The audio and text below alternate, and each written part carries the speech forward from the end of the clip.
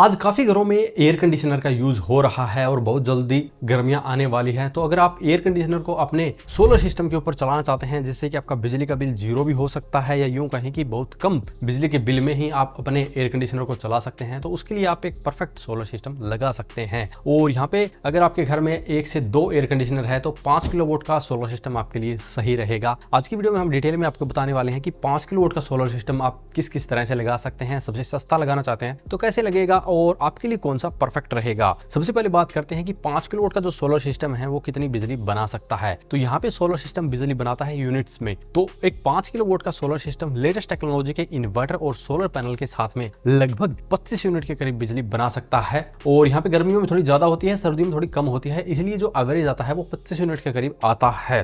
और यहीं पे अगर आप लोड चलाने की बात करते हैं कि 5 किलोवाट पे क्या क्या लोड चलेगा, तो ऑन ग्रिड के ऊपर आप अपना कोई भी लोड चला सकते हैं क्योंकि डायरेक्टली उसमें लोड नहीं चलता। आपके सोलर पावर और ग्रिड की पावर को मिक्स करके आपके घर के लोड को चलाया जाता है। तो इसमें ऑन ग्रिड में आपको देखने की जरूरत नहीं है कि आपका कितना लोड चल सकता है। बात रही हाइब्रिड या ऑफ ग्रिड की, तो इसके अंदर 5 किलोवाट के अंदर आपका उतना ही लोड चलता है जितना आपका इन्वर्टर सपोर्ट करेगा। एग्जांपल के लिए अगर आपने 5 केवीए का इन्वर्टर लिया है जिसमें 5 किलोवाट के जो सोलर पैनल है बहुत ही इजीली कनेक्ट होते हैं, तो उसके अंदर लोड आप मैक्सिमम 4 किलोवाट तक का चला सकते हैं, या यूं कहें कि 3500 वाट तक का लोड आप सेफ साइड के लिए चला सकते हैं। तो 3500 वाट के अंदर आप अपना 1.5 टन का इन्वर्टर एयर कंडीशनर के साथ में घर का अदर लोड चला सकते हैं, या फिर 1-1 टन के इन्वर्टर एयर कंडीशनर के साथ में अपना घर का कुछ छोटा मोटा लोड भी चला सकते हैं। बट बात आती है हाइब्रिड की, तो यहाँ पे मार्केट के अंदर आपको बहुत ही अलग अलग कंपनियों के हाइब्रिड इन्वर्टर देखने को मिलते हैं जिनकी अलग अलग यहाँ पे स्पेसिफिकेशन देखने को मिलेगी। अगर आप एक सिंपल 5 किलोवाट के हाइब्रिड इन्वर्टर की बात करते हैं जिसके अंदर 5 किलोवाट की ही लोड कैपेसिटी है, तो यहाँ पे आप उसके ऊपर 1.5 टन के 2 इन्वर्टर एयर कंडीशनर भी बड़े ही आराम से चला सकते हैं। लेकिन हाइब्रिड इन्वर्टर काफी कॉस्टली आपको मिलता है। उसके अंदर जो ट्रांसफार्मर लेस टेक्नोलॉजी है वो थोड़ी सी कॉस्टली पड़ेगी अगर आप अच्छी ब्रांड की लेंगे। अगर आप बजट फ्रेंडली की तरफ जाना चाहते हैं तो मार्केट में आपको 60-70 हजार रुपए में भी यहाँ पे हाइब्रिड इन्वर्टर देखने को मिल जाते हैं। तो सबसे पहले बात करते हैं सबसे सस्ते 5 किलोवाट के सोलर सिस्टम की। तो यहाँ पे सबसे सस्ता 5 किलोवाट का solar system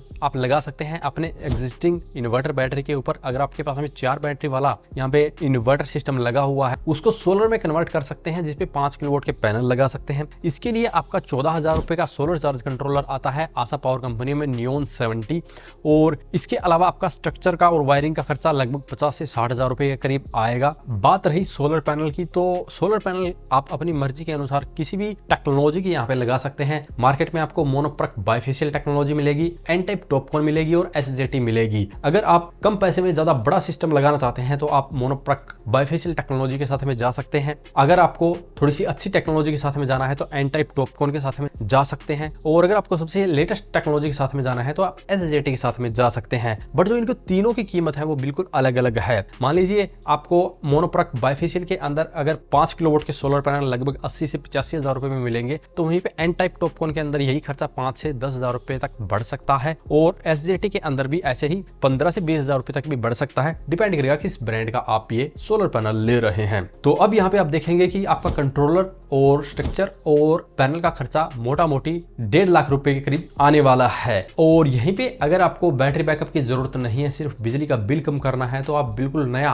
on grid system लगवा सकते हैं। तो अगर आप ऑन ग्रिड के अंदर ये सिस्टम लगाना चाहते हैं तो यहाँ पे भी आपका खर्चा 2 लाख रुपए से कम ही रहने वाला है, क्योंकि यहाँ पे मार्केट के अंदर 5 किलोवाट का अगर आप ग्रिड टाई इन्वर्टर लेते हैं जो कि ईस्टमैन का ऑनलाइन ही आपको लगभग 25 हजार रुपए में मिल जाएगा। सोलर पैनल जो हमने बताए हैं वो वही आपके लगभग 85 से 90 हजार रुपए के आएंगे। और जो एक्स्ट्रा खर्चा है आपका स्टैंड वायरिंग वगैरह का वो उतना ही रहने वाला है। तो यहाँ पे जो इन्वर्टर का खर्चा है और जो फाइल चार्ज है नेट मीटरिंग का वो लगभग 20 हजार रुपए एक्स्ट्रा हो जाता है। तो 1,80,000 रुपए से लेकर 2 लाख रुपए के बीच में आप ये सिस्टम बड़े ही आराम से अपने घर पे लगवा सकते हैं। अगर आप यही सब्सिडी के अंदर लगवाना चाहते हैं तो वहां पे सोलर पैनल की कीमत थोड़ी सी ज्यादा रहती है। वहां पे आपको लगभग 1,25,000 रुपए के करीब डीसीआर टेक्नोलॉजी के सोलर पैनल मिलते हैं। और इसके अलावा जो 50 से 60 हजार रुपए आपका स्ट्रक्चर का खर्चा आता है और इन्वर्टर का वही 25,000 रुपये, इसके अलावा फाइल चार्ज वगैरह लग जाता है, जिससे कि लगभग 2.5 लाख रुपए करीब ही आपका खर्चा चला जाता है, जिसके अंदर 78,000 रुपए की आपको सब्सिडी भी मिल जाएगी। तो ये खर्चा फिर से घट के लगभग 1,70,000 से 80,000 रुपए के अराउंड आ जाएगा। तो टोटली आपकी चॉइस रहने वाली है कि आपके लिए कौन सा सोलर सिस्टम परफेक्ट रहेगा। सिर्फ बिजली का बिल कम करना है तो यहाँ पे ऑन ग्रिड से बेस्ट कोई भी सिस्टम नहीं है, लेकिन इसके लिए एक बात ध्यान में रखना होगा कि 24 घंटे बिजली होगी तभी ये बेनिफिशियल है लगाना, अदरवाइज आप ऑफ ग्रिड की तरफ भी जा सकते हैं। ऑफ ग्रिड के अंदर आपको बैटरी भी लगानी पड़ती है, इसलिए उसका खर्चा थोड़ा सा ज्यादा हो जाता है और उसके अंदर सब्सिडी भी नहीं मिलती। यहाँ पे ऑफ ग्रिड के अंदर आपको ये चॉइस मिल जाती है कि काफी अलग अलग ब्रांड के इन्वर्टर आपको यहाँ पे मिलेंगे, जैसे कि यूटीएल, ईस्टमैन, एप्रो, ल्यूगार्ड जैसी ब्रांड के पास में 5 kVA के या उससे थोड़ी ज्यादा कैपेसिटी के इन्वर्टर बड़े ही इजीली आपको मिल जाते हैं और 45,000 रुपए में आपको इन्वर्टर बड़े ही आराम से मिल जाता है, जिसपे 4 किलोवाट के अराउंड लोड चलता है और 5 से 6 किलोवाट तक की भी सोलर पैनल आप उसके ऊपर कनेक्ट कर सकते हैं। लेड एसिड बैटरी आपको वही 50,000 रुपए के अराउंड मिलती है। इसके अलावा आपका वही 90,000 रुपए करीब सोलर पैनल का खर्चा आता है और 50 से 60,000 रुपए आपका स्ट्रक्चर और वायरिंग का खर्चा आता है। तो मोटा मोटी यहाँ पे आप देखेंगे कि जो आपका खर्चा है वो लगभग 2.5 लाख रुपए के करीब आ जाता है और ये भी डिपेंड करेगा कि कौन सी टेक्नोलॉजी के आप यहाँ पे सोलर पैनल लगा रहे हैं। अगर आपका थोड़ा बजट अच्छा है तो आप लेड एसिड की बजाय लिथियम में भी जा सकते हैं, वहां पे आपका 10 से 15,000 रुपए आपको एक्स्ट्रा पे करना पड़ता है, तो आपके ओवरऑल बजट के अंदर आपको ज्यादा डिफरेंस देखने को नहीं मिलेगा, बट आपको एक अच्छी टेक्नोलॉजी की बैटरी मिल जाती है। तो ये खर्चा था ऑफ ग्रिड का। अगर आप हाइब्रिड के अंदर जाना चाहते हैं तो हाइब्रिड के अंदर आपको कुछ ही ब्रांड के सस्ते इन्वर्टर मिलते हैं जो कि 60-70,000 रुपए में मिल जाएंगे, कुछ ब्रांड के 80 से 90,000 में मिलेंगे, कुछ ब्रांड के यहाँ पे 1 से 1.5 लाख रुपए तक भी जा सकते हैं। लेकिन ये आपके जरूरत के ऊपर डिपेंड करेगा कि कौन सा आपके लिए परफेक्ट रहेगा।